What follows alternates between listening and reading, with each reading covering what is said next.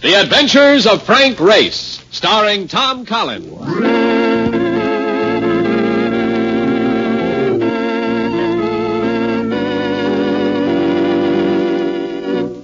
The war changed many things, the face of the earth and the people on it. Before the war, Frank Race worked as an attorney, but he traded his law books for the cloak and dagger of the OSS. And when it was over, his former life was over, too. Adventure had become his business. The Adventures of Frank Race.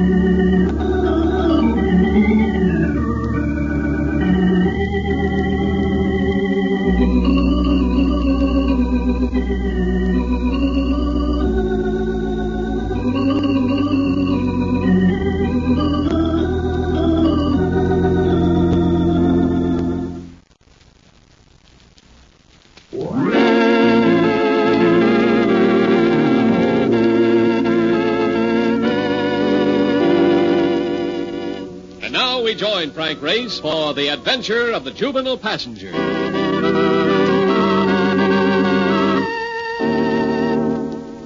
The evening had been a turkey. Following a dull dinner, I'd been collared by my hostess, a woman with about as much depth as our waiting pool. The conversation had been a 3-hour filibuster, with me effecting my escape only after a farewell scene that would have odorized any little theater in the land. So now I was settling into bed with a sigh of relief. The windows were open, the light was out. I could call it a... No. Yes? Well, about time you got home. Where you been? Well, let's not talk about that. What do you want? I'll be parking a cab in front of your place in about 5 minutes. Will you come down? For heaven's sakes, why? I got trouble, Race. I need your help. No, bring your trouble up here. I'm in bed. That's just it. I can't. You gotta come down, Race. I need you. Oh, we'll make it 10 minutes.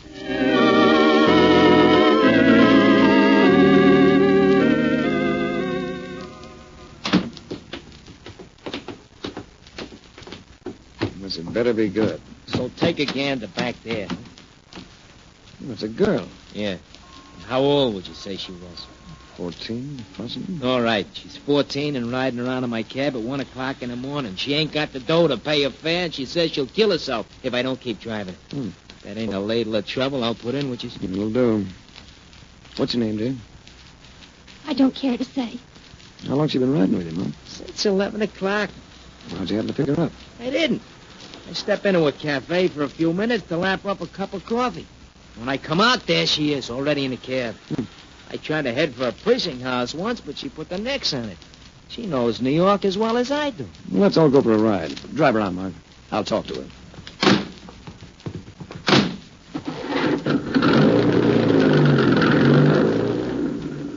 You could tell me your first name. That wouldn't give anything away. It's Mary.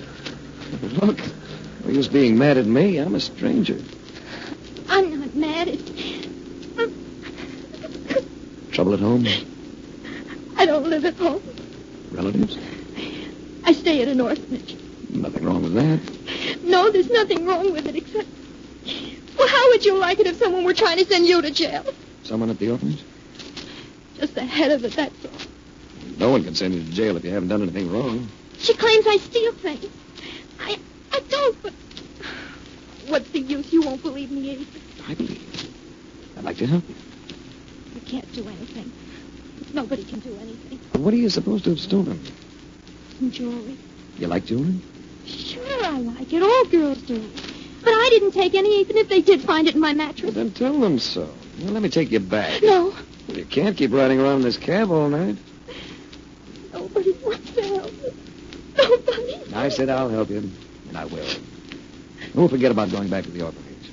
But you must have friends, someone with whom you can spend the night. Then, tomorrow... I don't know anyone. Except Sparrow Gillett.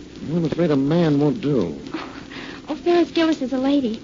She's swell. She came to the orphanage a couple of times and told me to come and see her anytime I wanted to. You know where she lives? We could find it in the phone book.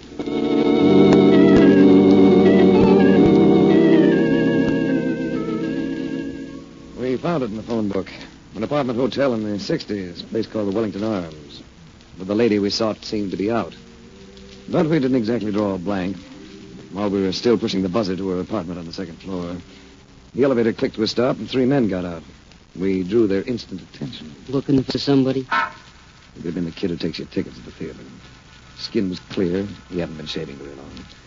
He wore a bow tie and a pork pie hat, but his voice matched his eyes. And his eyes had all the warmth of wet pebbles. You heard me. You can turn off that look of inspection. I ain't liking it. We came to see Farrell Gillis. Who's the kid? Her name's Mary. Mary what? What difference does it make? It's all right. I'll tell him. It's Leonard. Mary Leonard. Reads like an act to me. Benny, you and Lou take him down to the car. Fogel might want to look at him. I'll go through the apartment. You may as well all go through the apartment. The youngster and I are going down by ourselves. What are you trying to do, act hard? I figure you ought to go downstairs with the boys. What do you want, a written invitation? I just want to be understood, clearly. I have an automatic in my pocket. I'm gripping it. Take the elevator, Mary. Get onto the cab. Tell Mark I may be able to use him. Scoot. All right. You don't think you're going to make me stick, do you? I'm willing to try. What's the matter, Vinny? Need a smoke? Keep your hands where they are. You can wait.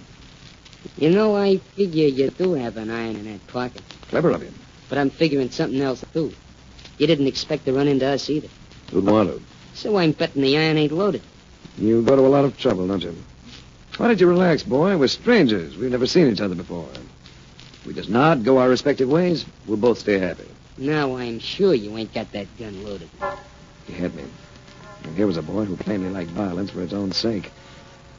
There's nothing left for me but the stairwell, so I vaulted the banister and got a decent fall. Hey, what goes? I was just coming up. Come in. Let's go. Where to? That's that orphanage. This youngster's taken up enough of our time tonight.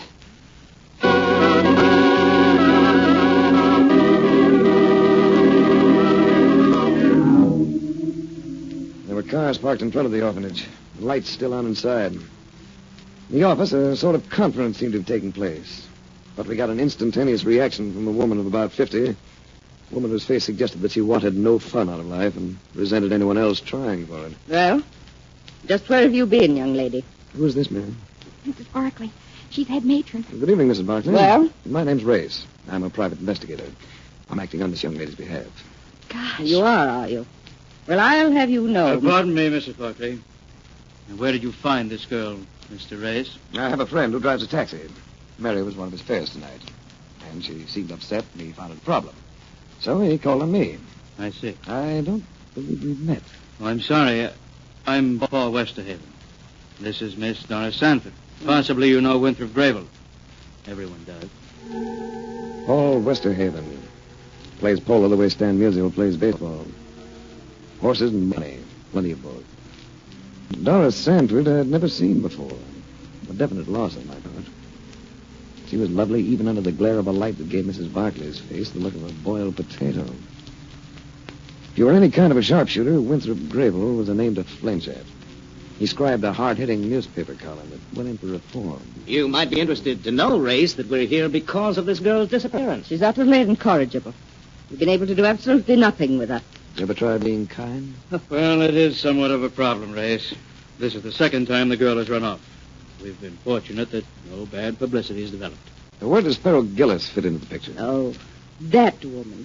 Who is Pharaoh Gillis? Well, she's rather well known, Paul.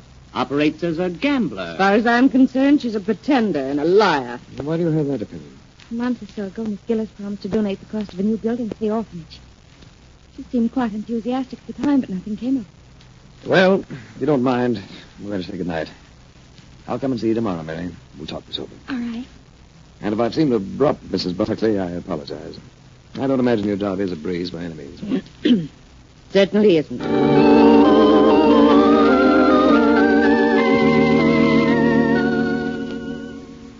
Next morning, I went back to the apartment hotel that housed Farrell Gillis. The manager, a pink-skinned man with a mouth that puckered as he talked, was still agog over the shot that had been fired the night before, but didn't connect me with it. When I mentioned Farrell Gillis, he puckered and shook his head. No, she hasn't been here for a week. She often goes away like that, but never tells us where. Well, know anyone else who might know where she is? No one. She's a very strange woman. Gambles, you know. How about her lawyer? I don't believe she has one. Know where she banks? She doesn't. I know that for a fact. Everything in cash with Miss Gillis. It's an idiosyncrasy of hers. Always carries cash. It pays us in cash, pays everyone in cash. It must be a gambling instinct. You're quite like her. Well, thanks. Oh, that's all right, Mr. Racer. Didn't you say you were an investigator? Yes. Well, I'm always willing to help investigators. Always.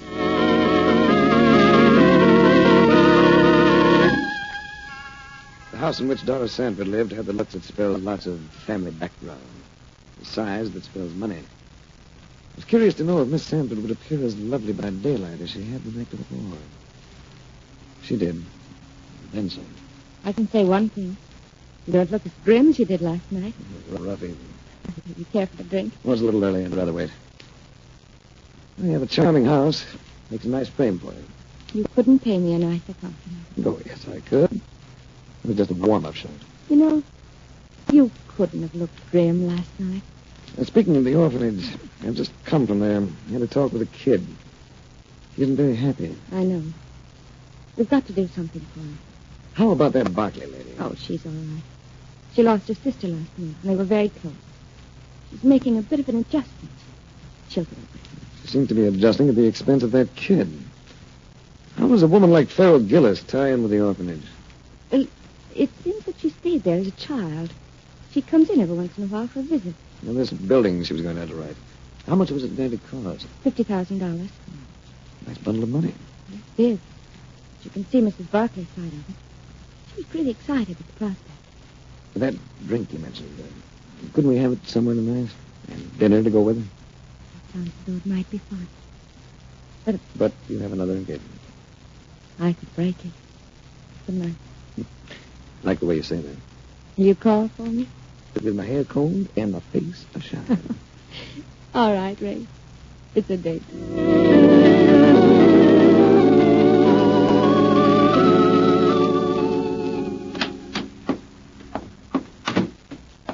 What have you been doing, shopping? Oh, hello, Mark. I didn't know you were here. Well, after last night, I thought you'd be home early, so I came up. What'd you buy? A black felt hat for evening wear. I thought you had one of them. I do. But when I pulled it out today, I found a bullet hole in it. Huh? Wonder where you got that. Hey, the guy called about 15 minutes ago. A fellow by the name of Tully. Tully? Yeah. Oh, he's the manager of the Wellington Arms. Yeah, that's the one. Said to tell you Farrell Gillis is back. Does that sound important? Might be. I've still got a couple of free hours, Mark. Drive me over there, will you?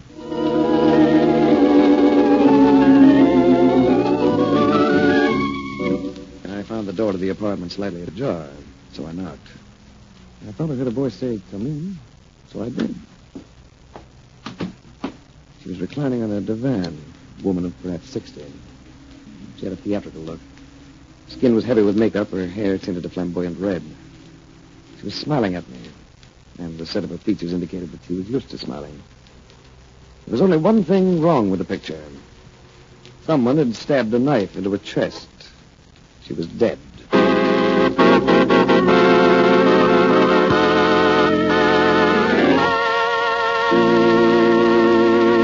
We'll return to the adventures of Frank Race in just about 1 minute.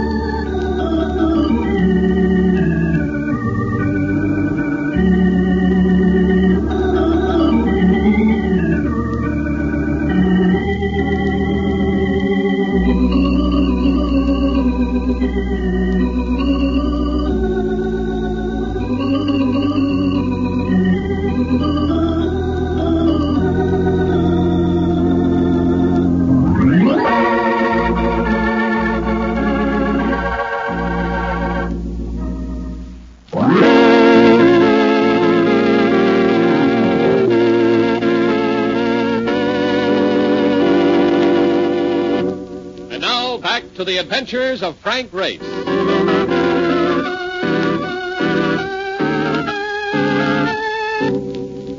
Finding someone murdered always presents one serious problem. Should you notify the police? If you do, you're going to find yourself involved. If you don't, you may find yourself even more involved. But this time, I didn't have to carry out my decision. Just as I picked up the phone, a voice spoke to me in the same soft tones that had invited me into the room. I wouldn't do that if I were you. He stepped out from behind a bookcase partition. And dapper serves as a one-word description. It had been something from a style page in Esquire. He even had the leer to go with it.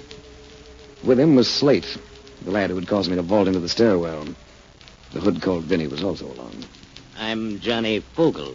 The lady is a friend of mine. If we're going to discuss the lady, we may as well get into the past tense, don't you think? Yeah, you see, Johnny, you're sugar cookie, like I told you. You ain't gonna get nowhere with him unless you raise a few lumps on him first. Were you a friend of the lady? To my knowledge, this is the first time I've ever laid eyes on her. Maybe I should have said the lady was a partner of mine.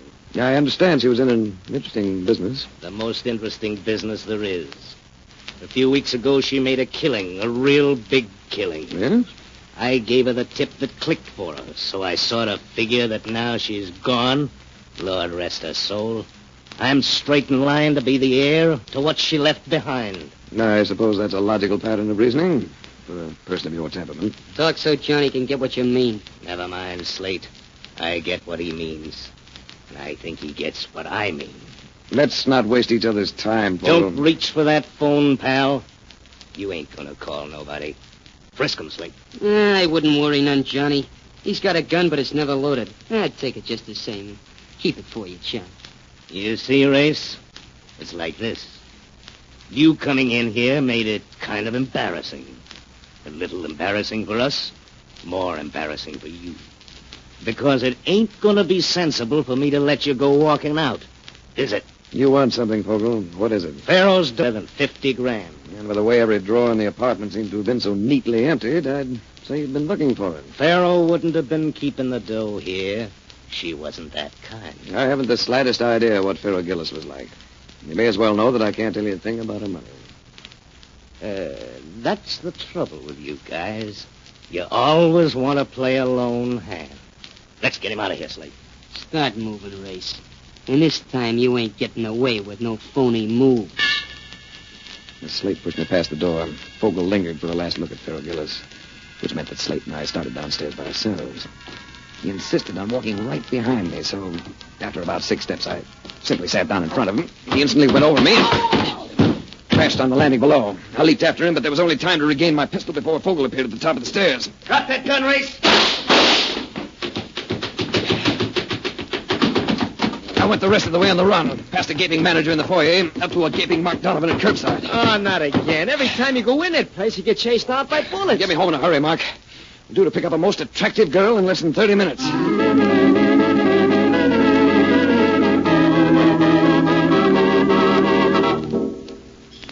Candlelight. Why? I might have known you'd do it this way, Race. I couldn't think of you in any other surroundings. Not at this time, anyway. You're nice. You're beautiful. Tell me something. Ask it. Each time I've seen you, you've worn black. It's for my father. He died less than a year ago. I'm sorry. You don't have to be. You're observant. I like that. It's flattering. In fact, I seem to like everything about you, Ray. What would you like to do after dinner? Go home. The butler will have the fire going. I thought we could just talk.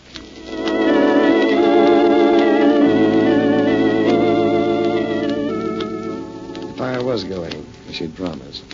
And for the first time in years, I munched freshly roasted popcorn dripping with butter. I love this house, Ray. My father left me a fortune, but out of everything, I think I appreciate this house the most. This house and all the things that go with it. Look, these are some linens my mother received when she was married. Aren't they beautiful? She looked unbelievably lovely in the firelight.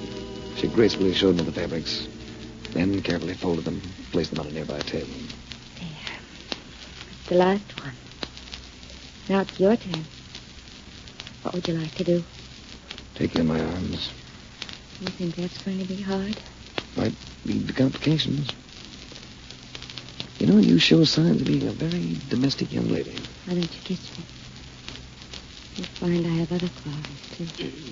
I beg pardon, Mr. Draper will see you. I'm just going to barge in, Doris. Oh, I didn't know you had company. This is Mr. Race. You remember Winthrop. You met him last night. Oh, yes, of course I remember. I came to see you about that youngster. She's been arrested, Doris. Arrested? Mary Leonard? Well, it seems that Mrs. Barkley made a report to the police about the missing jewelry. Oh, no. We'll have to run down and get the child out. Well, I'm afraid they don't grant bail on a murder charge. Murder? Murder? One of the items the police recovered from the girl was a diamond earring. The mate to it was found today in the apartment of Pharaoh Gillis, along with Miss Gillis's body. So it seems that the orphanage has been harboring a juvenile murderess.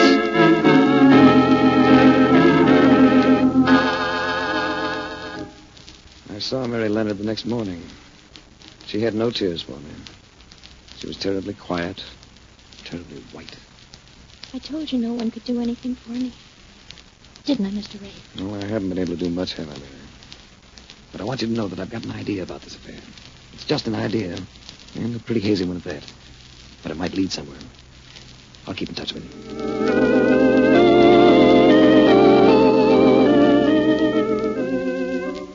For the rest of the day, I had Mark out gathering information while I busied myself doing the same thing. We got together at 5 o'clock. Hey, you know something? You were right about that Gillis thing. She flipped Doe around like nothing. And the moolah she give away. I should have known that lady. Did you visit Mary Leonard? Yeah, I saw the kid. Yeah, Ray, she's scared. She's really scared.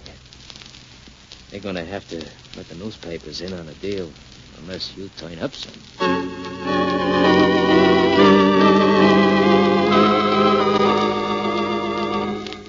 It was about an hour later that I got a call from Doris Sanford. Race, can you come to see me right away? It's important. Trouble? Well, in a way, nothing to do with the orphanage. But it does concern us. Well, let me see. I'm expecting a report on something, but I know what I'll do. I'll call and tell them to get in touch with me at your place. I'll be right over.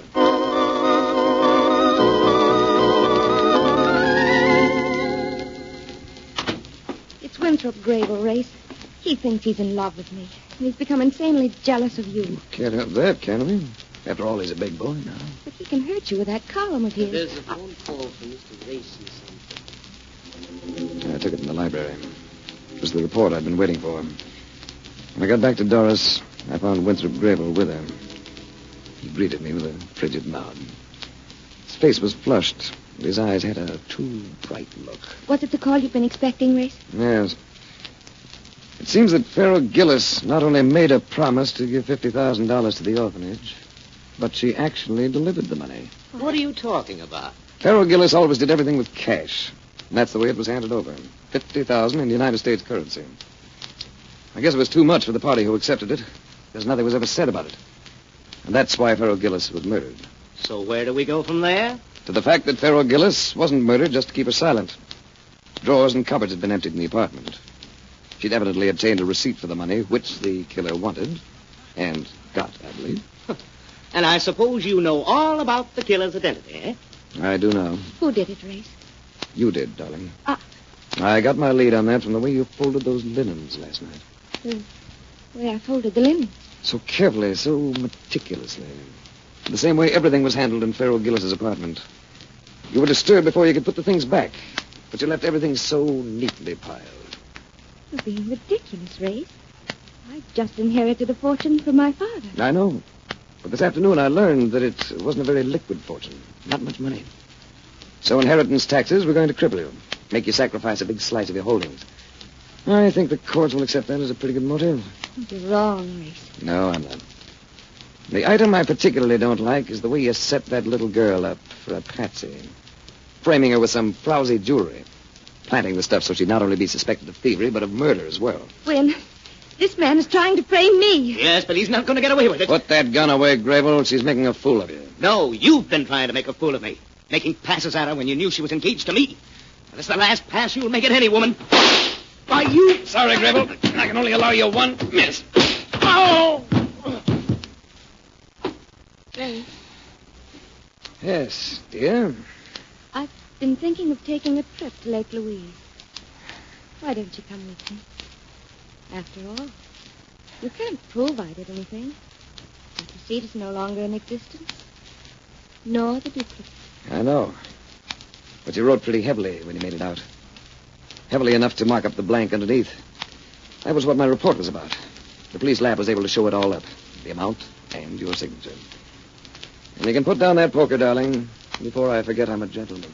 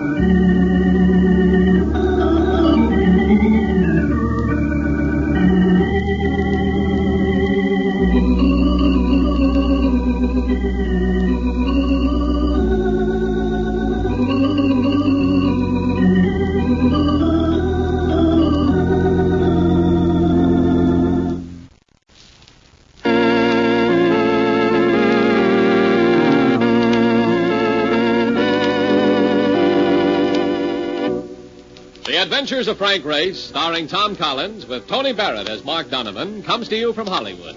Others heard in tonight's cast were Virginia Gregg, Michael Ann Barrett, Jack Crucian, Jack Carrington, and Bert Holland. This series is written and directed by Joel Murcott and Buckley Angel. The music is composed and played by Ivan Ditmars. Be sure to be with us again this same time next week for another dramatic chapter in The Adventures of Frank Race. Art Gilmore speaking. This is a Bruce Ells production.